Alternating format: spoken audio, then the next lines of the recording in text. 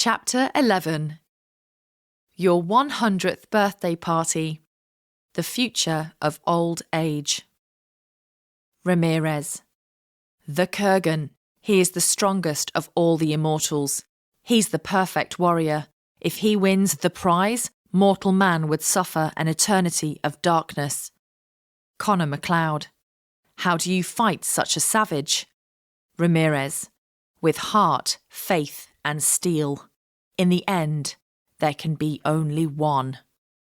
Highlander. The singularity is the hypothetical moment in time when humans create technology that is more intelligent than we are. For some, it's a concept of immortality, of our neural connections living forever in the cloud. For others, it's a pathway to insanity, for we are biological creatures by nature and design. Whichever it is, there are enough people chasing this dream that in a few years we may view existence, mortality, and identity through a completely different set of moral, ethical, and technical lenses. These efforts are truly exponential, and when you add the advances in quantum computing and data storage, archiving, and access, we are likely to see some large leaps very quickly. We have to prepare for a new class of society, that of the electronic zombie. Dead, but ever living in someone else's cyberspace. What can it mean to be conscious in such a state? In every story I have ever read or seen about living forever, from Eternals to vampire stories to Highlander, there is always a price to pay for immortality, and the biggest price is that of losing who you were to begin with. Consider the thought experiment known as the ship of Theseus. It is said that a ship, sailed into battle by hero Theseus, was kept as a museum piece. As the years passed, some of the ship's components began to rot and were replaced. After many years, every part of the ship had been replaced. Is the restored ship still the same object as the original? If it is, then imagine the removed pieces were stored, and eventually technology was developed that cured the rot and enabled the pieces to be reassembled into a ship. Is this reconstructed ship now the original ship? And if it is, then how can the restored ship also be the original ship? The concept of 4 dimensions is touted as a potential answer to this riddle, with time being added as part of the identity of the ship. Therefore, the same object can be different over time, but still remain true to its central identity. Thoughts about aging. I suppose the same can be said of humans. We are dynamic and in a constant state of flux, and change and grow according to multiple sensory inputs and events. As children, we start with incredibly messy neural networks, and over time we prune them through experience. Neuroplasticity is a burgeoning area of neuroscience, and one that will likely dominate questions of the singularity and even our presence in the metaverse. Could we edit out our trauma, or at least the conscious remembering of it, without affecting who we are at our very core? There are also some annoying earworm pop songs I wouldn't mind pruning off my neural networks. Baby Shark, anyone? A favourite movie of mine from the turn of the century is Eternal Sunshine of the Spotless Mind, which asks, if we could delete unpleasant memories, should we? In the Western world, we are facing the challenges brought about by an ageing population. An aphorism that pops into my head from time to time goes something like this. It's not the amount of years in your life that count, but rather the amount of life in your years. I don't think many of us would choose to get to our 100th birthday if we had to spend the last 20 suffering from severe diseases such as dementia, with no quality of life or sense of identity or control over who we were. It is quality as well as quantity that truly matters to me. Consciousness as a concept is being challenged and investigated in the frameworks of new and emerging technologies. After my grandparents passed away and I considered all the descendants who exist and will exist, I came to a self-soothing consolation that we never really die. We just get diluted. If we have children or our siblings do, then our DNA exists in a different form, mixed with someone else's, whose DNA also now exists in a diluted form.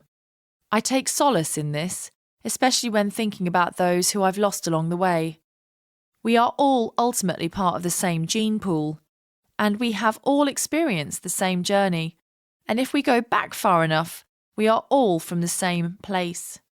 What a wondrous and unique thing it is to be Homo sapiens, the subspecies that outlived all other humans. But why do we even have the biological capability to live as long as we do?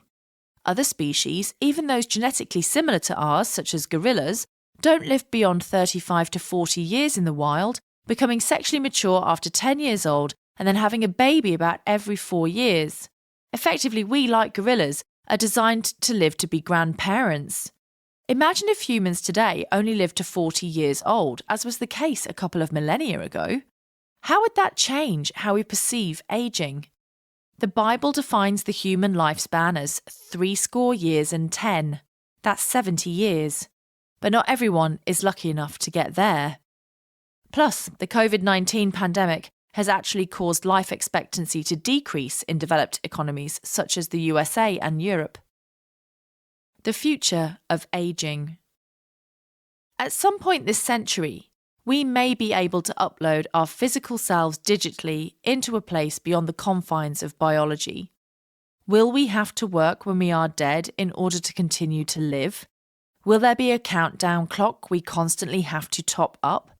Could we grow bodies and download a copy of ourselves every now and then? Or, once uploaded, have we evolved away from being human? Are we going to go insane without a body? Or will we find new ways to stimulate the senses and continue to get wiser through life's experiences? Could we edit ourselves and choose to change how we feel about things? Self-censor, self-create, and lose ourselves? As a futurist, I find the best way to digest all the scary what-ifs around potentially horrendous new and emerging capabilities is to imagine that they already exist. Imagine this make-believe world is similar to the movie Vanilla Sky, where we can live inside dreams while our body is in the deep freeze ready to be cloned or regrown, a veritable ship of Theseus. And our brain circuitry, likely bionic now, will be ready to download the artifacts we uploaded and to reconstruct us. The first question is who is going to pay for all of this technology, and is it something that is equitable for all of society? Then there is the question of the right to die. Maybe you don't want to become part of a permanent collective. Maybe, and some might call you a Luddite for this, you actually still see life through a 21st century philosophy and have the audacity to consider that death is actually a part of life. And without it, life is, in fact, rendered futile. Immortality is a lie, and to work in a digital form for hundreds of years just to keep paying to live is a circuitous level of hell that Dante hadn't even considered. Slavery to the machine of continual existence. Someone will be making money out of digital immortality too.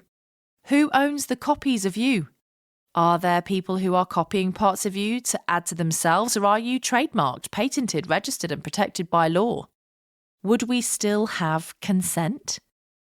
There will need to be special insurance for you and for each of the ways in which you may continue to exist. Health insurance for your new body, upload and download insurance, accidental recovery from the hard drive insurance, the right to delete all copies insurance, the ability to be set to dream mode and disappear as in some form of inception. Perhaps when we can all exist in perpetuity and there are 20 billion of us in cycles of permanent existence, we will stop having children. We won't be animals anymore. We won't even be human. We will have evolved. But into what? I am not certain. All of that makes me feel a bit queasy. It just goes against everything I cling to as a human in terms of our natural cycles of life, the ability to see things through and enjoy the precious time we have. Life is a gift made all the more special because it does end. But will people feel the same way in 100 years? Or will we be renting bodies as living avatars in the way we hire cars these days? It will be interesting to see the effects on people of deep immersive VR, the metaverse, and even avatar robots off-world on the moon and Mars. The economic policies for an immortal citizenry around birth, life, and death would have to be completely rewritten.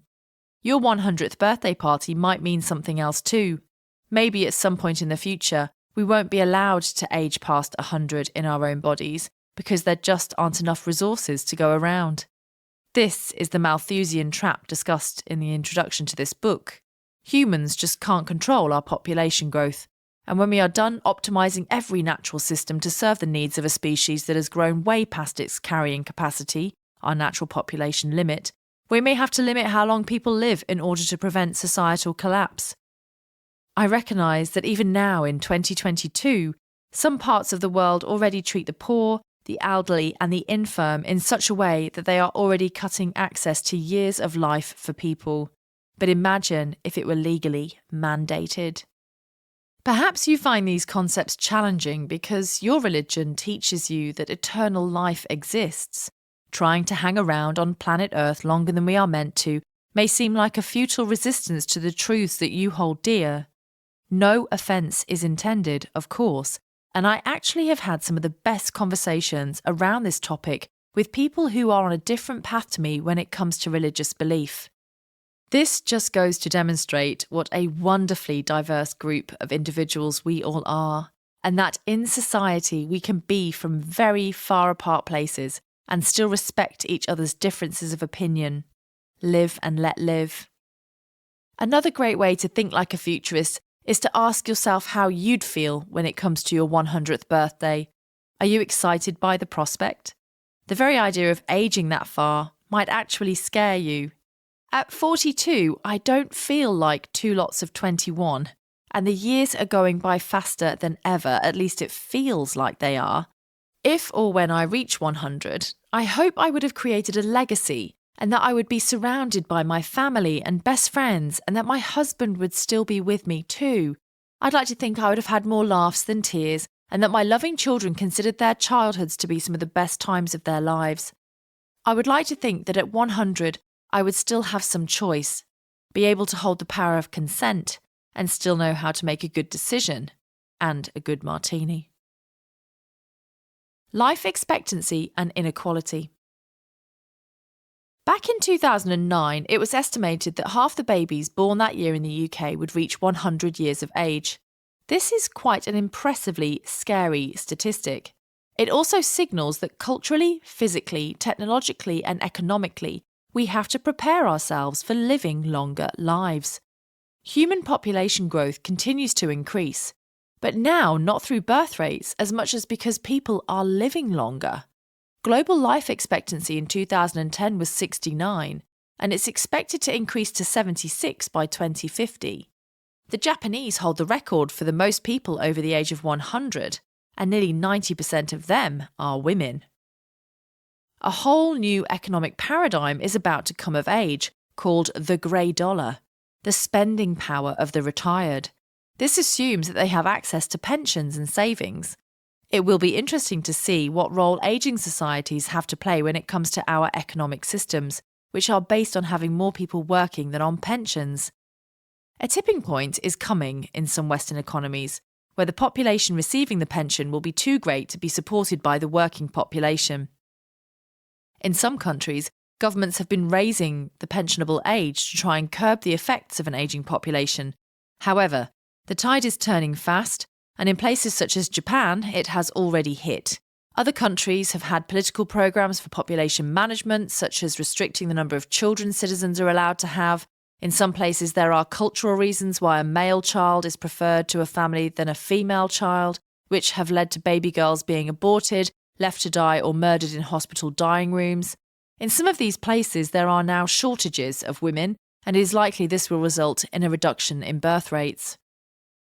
Unfortunately, the financial systems of the West do not serve women well when it comes to retirement equity. In every developed nation, women are retiring with significantly less money in the bank than men. Older women, particularly women of colour, are at risk of becoming the future face of poverty in places such as the USA, the UK, and Australia. Every time I learn more about the gender pay gap and how it's not getting better and is in some cases worsening, it makes me really angry. Currently, the end of August is Equal Pay Day.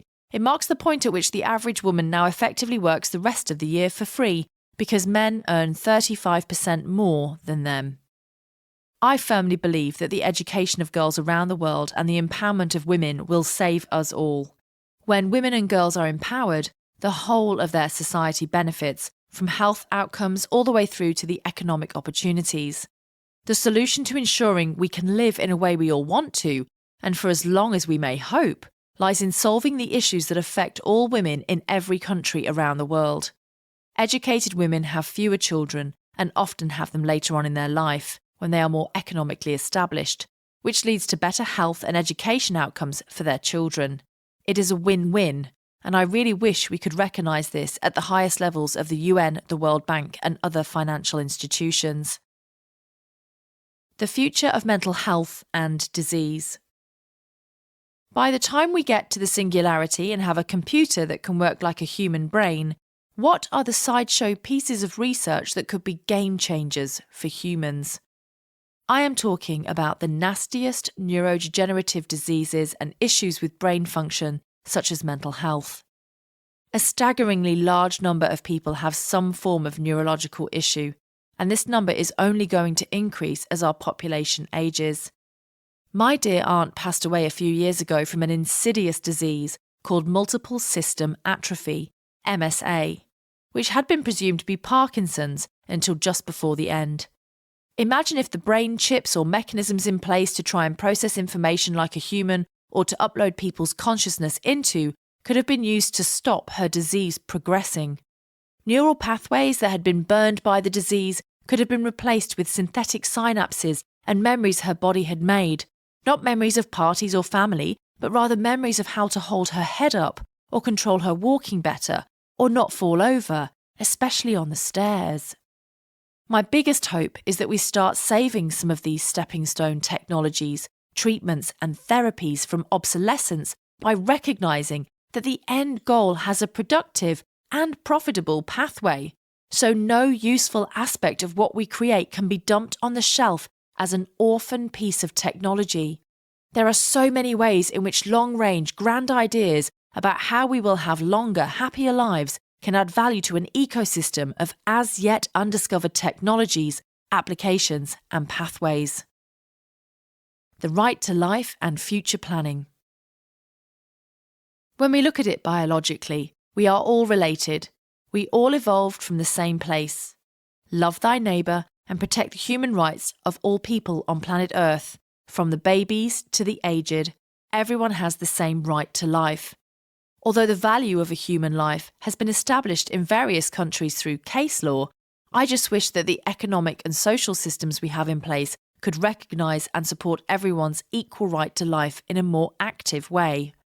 Our current political systems favour public policy that only looks 1 or 2 election cycles into the future, but we need to plan a few generations ahead, especially in the face of climate change and a growing and ageing population.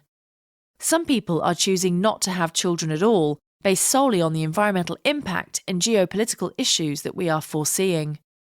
We have an obligation to protect the right to life, but we also have an obligation to protect the right to death through fully and legally understood euthanasia.